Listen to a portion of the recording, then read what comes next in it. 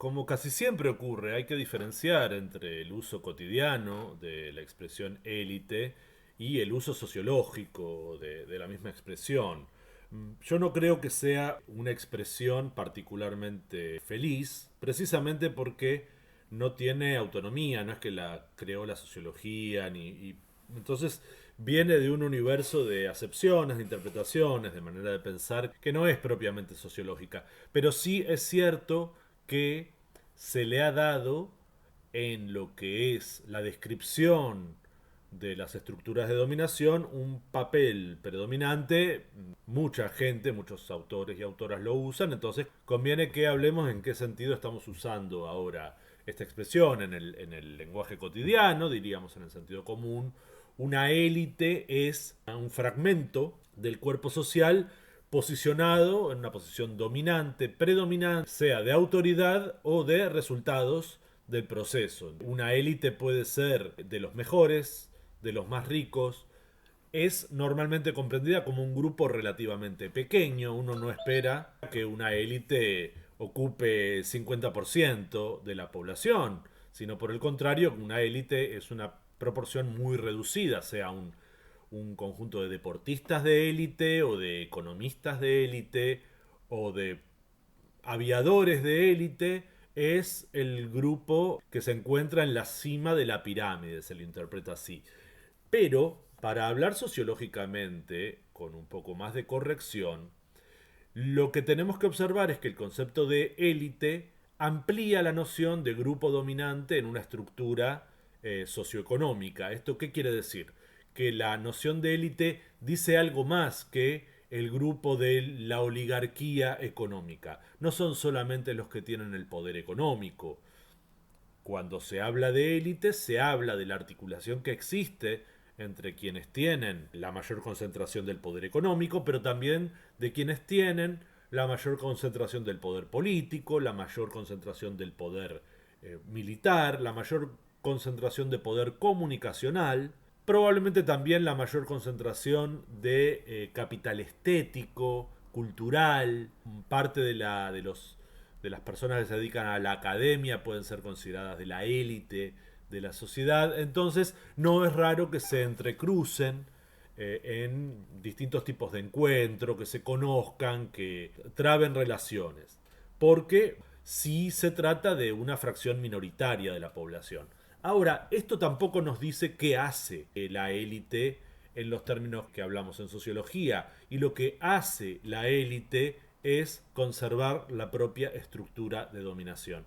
Esto es realmente importante porque por muy encumbrado que sea un intelectual o una intelectual en particular, si no contribuye a la replicación, a la reproducción de las condiciones de dominación, es decir, a que la estratificación sea algo más que una posición, sino una relación social específica, no será parte realmente de la élite. ¿Sí? Será muy bien considerado, pero será un outsider del poder. Porque esta es la palabra que quizás resume mejor el concepto de élite. Son quienes detentan el poder. Insisto, sea poder económico, político, jurídico, mediático. Entonces, dentro del poder político tendremos el poder ejecutivo, el poder legislativo. ¿Sí? Y en ambos existirá esta serie de personajes vinculados, en el caso de la democracia formal, a partidos políticos. Y ahí es donde empieza realmente la existencia de una tensión. ¿Por qué?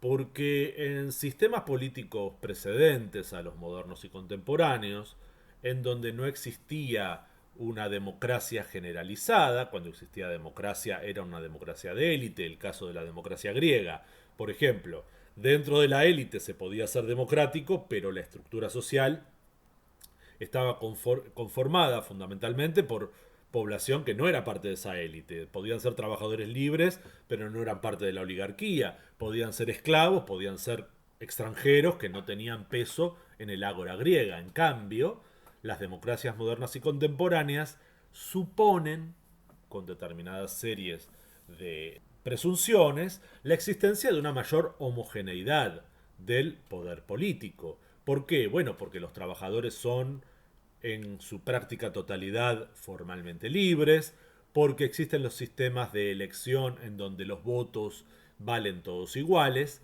y sin embargo, lo que tenemos que hacer no es decir si existen democracias o existen élites. Lo que tenemos que hacer es, sin importar cómo se llame el sistema político de referencia, ir hacia la realidad y verificar si la toma de decisiones, las capacidades operativas, el diseño de políticas, el planteamiento de las agendas dentro de los espacios de poder realmente lo hace un poder democrático extendido por toda la sociedad o lo hace un grupo concentrado, una élite.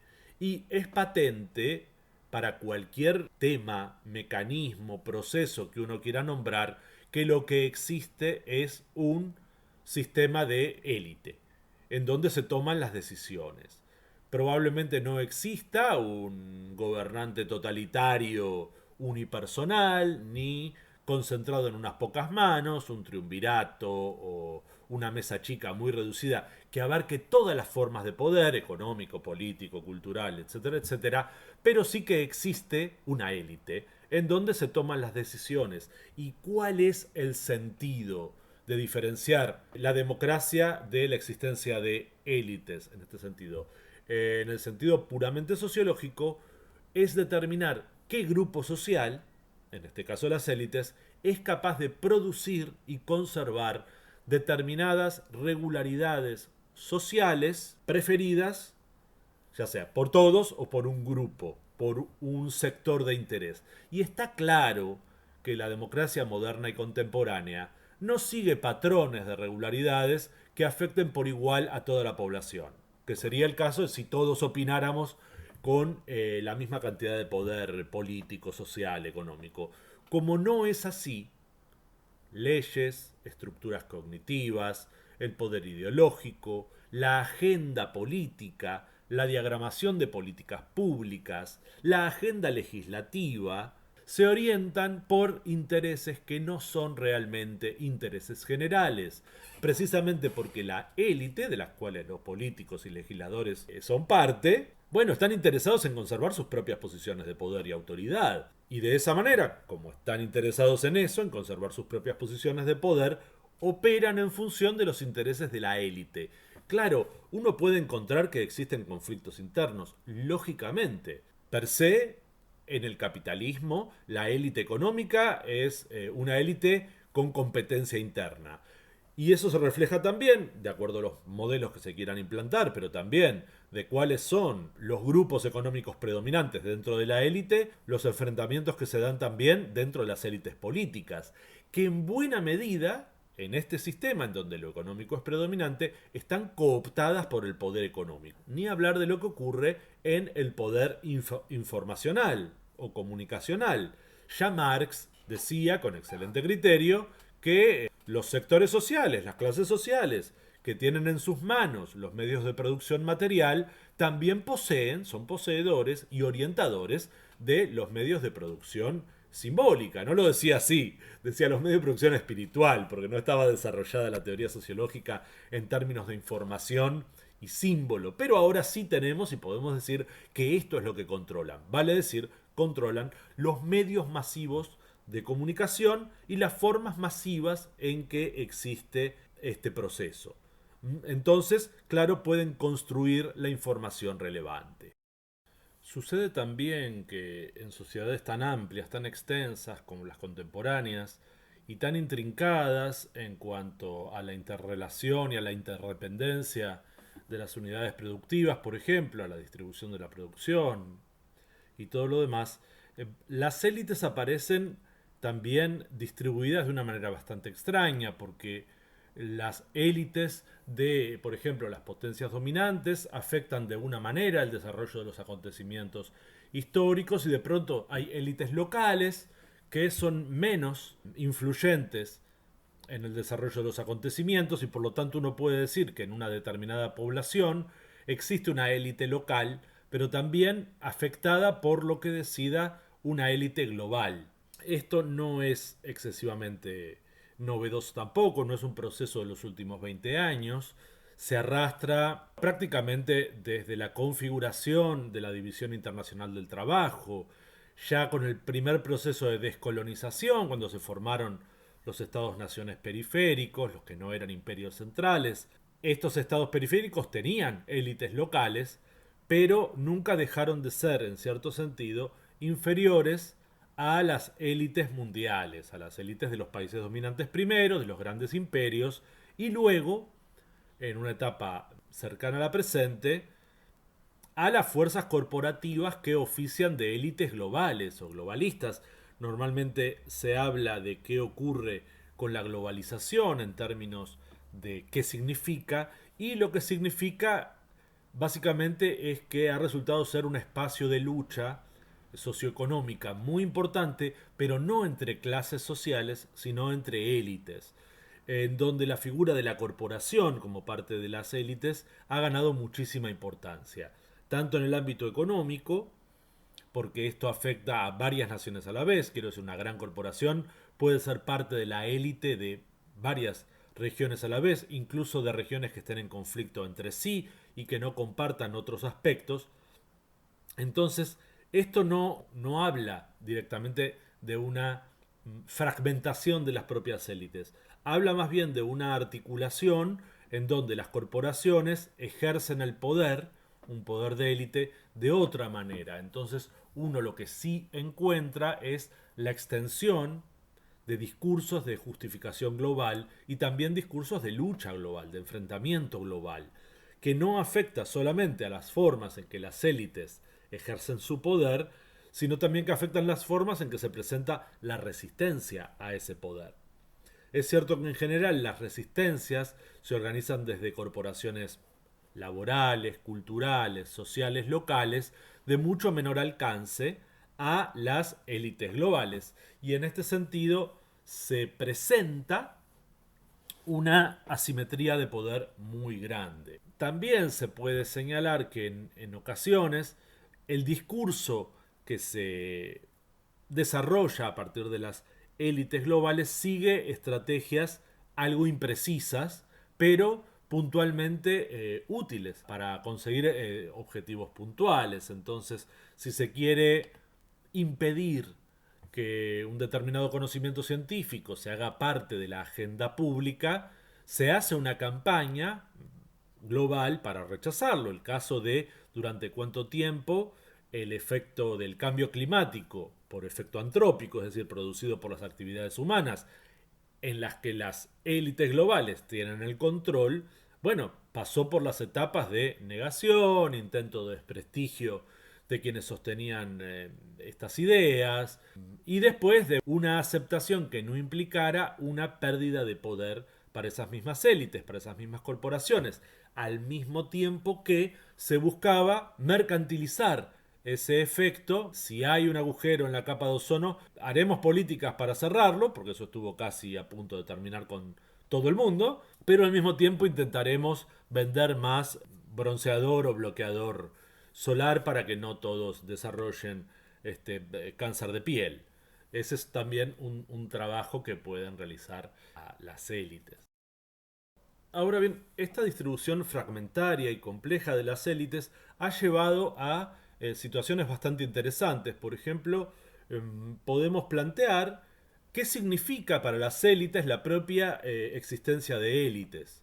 Por un lado, sabemos, a partir de las investigaciones que se pueden hacer, que ciertos segmentos muy concentrados de la economía, la política, la comunicación, el ejército, incluso las grandes iglesias o grupos religiosos, son perfectamente conscientes de que configuran polos particulares dentro de la sociedad que tienen capacidad de conservar o reformar determinadas regularidades en las relaciones sociales. Esto tampoco es novedoso. Lo que sí es interesante es que a veces, a través de sus canales de comunicación o a través de las formas de difusión ideológica, intentan de alguna manera esconder su propia huella o permite que otros escondan su propia huella. Por ejemplo, mediante los mecanismos de fragmentación de la propia imagen de las élites. Entonces, hay una estrategia muy usual que es que en canales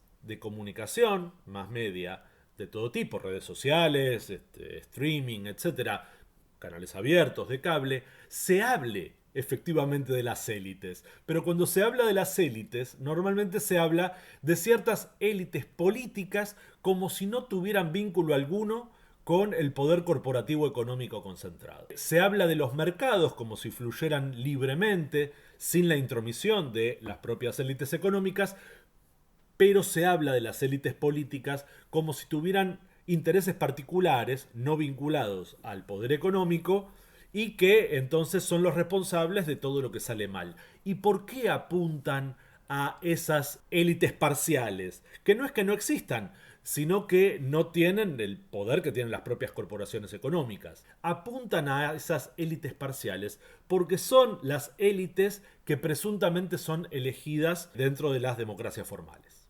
Esta distinción no tiene tanto sentido en una no democracia o en una oligarquía o en un poder de Estado muy concentrado como podrían ser el poder de los oligarcas rusos, que sí hay democracia formal pero muy débil, o bueno, el imperio del Partido Comunista Chino. Incluso regímenes mixtos de élites no se encuentran cómodos en este relato como puede ser la articulación del poder político-económico en la India, que es, por otra parte, tremendamente importante y crecientemente importante. Es decir, esto ya no es algo que ocurra en lugares periféricos en donde, bueno, las élites, al ser periféricas, encuentran problemas que implican que diriman o intentan resolver sus propios conflictos internos con escasa suerte y mucha injerencia de las élites externas. No, de lo que estamos hablando es que en los centros de poder mundial reconocibles se utiliza el concepto de élite para ocultar el propio papel de las élites dominantes en un espacio social específico. Y muchas veces se hace a través de mecanismos explícitos de ocultamiento y a veces son puramente ideológicos. Es decir, se intenta construir una realidad social en donde aparecen las élites políticas lidiando con los mercados. ¿Mm? Y de ninguna manera se trata de que haya lobbies o grupos de presión intentando forzar una determinada marcha de los asuntos públicos y normalmente consiguiéndolos. Porque cuando una élite económica tiene que interactuar con el Estado, tiene una serie de herramientas para producir legislación, para interferir en la política pública, para presionar a los propios agentes políticos que los sectores subordinados no tienen. Es decir, cuando los sectores subordinados reclaman contra el Estado, reclaman al mismo tiempo contra el poder del Estado que tienen las organizaciones públicas, pero también pelean contra el poder de Estado que tienen las élites. En este caso es otra posible definición o principio de identificación de las élites es efectivamente quién tiene poder de Estado de las relaciones sociales, quién tiene la capacidad para conservar o alterar el estado de las relaciones sociales dominantes, conservarlas porque de ellas obtienen ganancia y poder, y alterarlas si es necesario adaptar o transformar un aspecto o varios del aparato productivo capitalista, introduciendo nueva tecnología, introduciendo nueva legislación, anulando vieja legislación, es decir, interfiriendo en los asuntos públicos mediante los organismos del Estado para ejercer poder de Estado.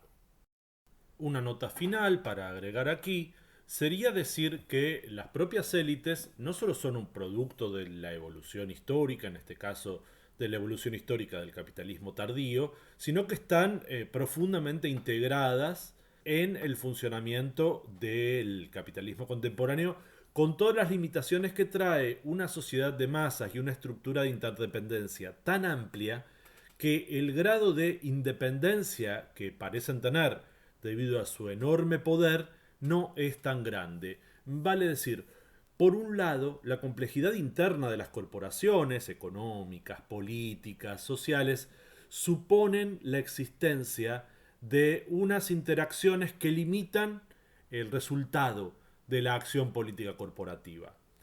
Ya mencionamos el caso de la propia competencia interna. Esos propios conflictos obliga a la generación de estrategias de conflicto, no solo de dominación, sino de lucha por el predominio dentro de la propia élite y el desarrollo de estrategias, por un lado para conservar el estado general de las relaciones sociales y por otro lado conservar el propio poder frente al avance del poder de otros segmentos de las élites, pero también de la propia adaptación que impone la dinámica de las relaciones sociales y de las tecnologías existentes. En este sentido, historia y competencia, sumada a la complejidad interna de las propias corporaciones, hace que los grados de libertad que tienen los agentes que participan de las élites, incluso en sus tramos más elevados, los dueños, esas figuras unipersonales o escasamente colegiadas, pequeñas mesas chicas que parecen dirigir grandes corporaciones, en realidad tienen también bastante limitadas las líneas de acción disponibles. Y esto también afecta, o se ha desarrollado afectando, a las posibilidades ideológicas que tienen estos agentes. Son muy grandes las limitaciones ideológicas que tienen los propios agentes de las élites, tanto en los estratos más altos del poder económico como del propio poder político. Por eso observamos esta continua aparición de gente que a su vez parece inmensamente poderosa, pero profundamente estúpida.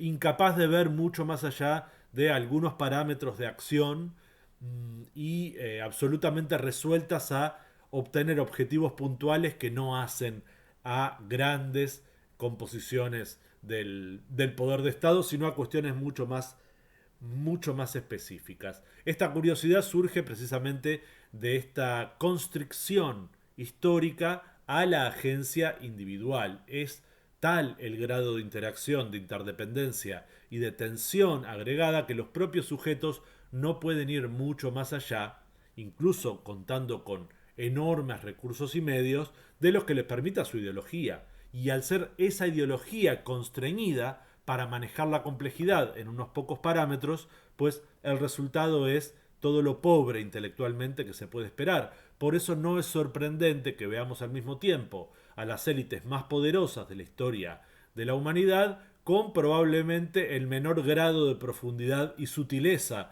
de la historia de la humanidad. Es una contradicción que también surge del hecho de que cada vez más la información disponible para las élites, y son los sectores sociales que manejan mejores contenidos de información, al menos en los ámbitos que son de su interés, obviamente no en el ámbito científico o filosófico, por ejemplo, es información cada vez más externalizada en otros sistemas. Es tal el grado de especialización que la toma de decisiones se hace normalmente sobre resúmenes que no dan cuenta de la profundidad o la complejidad de los procesos en curso, sino de los objetivos puntuales que se espera conseguir, lo cual ciertamente incorpora un grado de peligrosidad muy grande de corporaciones o cuerpos sociales, incluso sujetos muy poderosos, manejando información muy resumida con escasas herramientas intelectuales desde el punto de vista de lo político, mucho menos